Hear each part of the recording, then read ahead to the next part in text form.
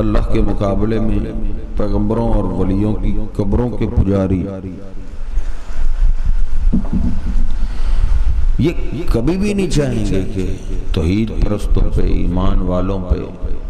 کوئی خیر اتر، کیونکہ یہ سب دشمن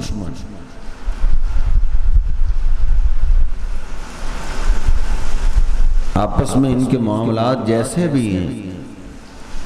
لیکن جب توحید پرستوں کے مقابلے میں آئیں گے سب اکٹھے ہو جائیں۔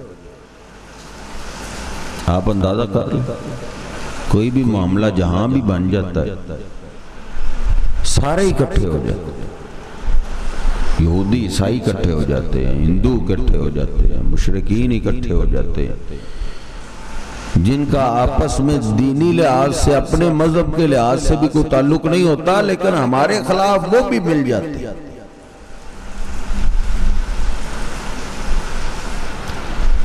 تو یہ کوئی بھی نہیں چاہتے کہ تم پہ خیر اترے، لیکن اللہ سبحانہ ہوا تعالیٰ یہی چاہتا ہے کہ توحید پرستوں پہ، ایمان والوں پہ خیر اترے۔ خیر اترتی ہے خیر والے کاموں سے۔ توحید پہ خیر ہے، نماز میں خیر ہے، صبح جلدی اٹھنے میں خیر ہے، رات کو جلدی سونے میں خیر ہے، زبان کی حفاظت کرنے میں خیر ہے، آنکھوں کا صحیح استعمال کرنے میں خیر ہے، کانوں کا صحیح استعمال کرنے میں خیر ہے۔ فَهُوَ خَيْرُ اللَّهِ،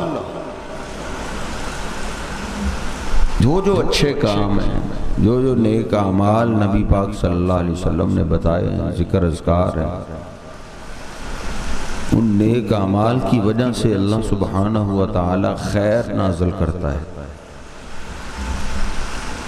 اور خاص طور پہ جو ادھر ذکر کیا گیا ہے وہ ادب مصطفیٰ ہے، نبی پاک صلی اللہ علیہ وسلم کے احترام میں، آپ کی عزت میں، آپ کے پیار میں اللہ سبحانہ و تعالی محبت اور پیار کرنے والوں پہ خیر اتارتا ہے، خیر۔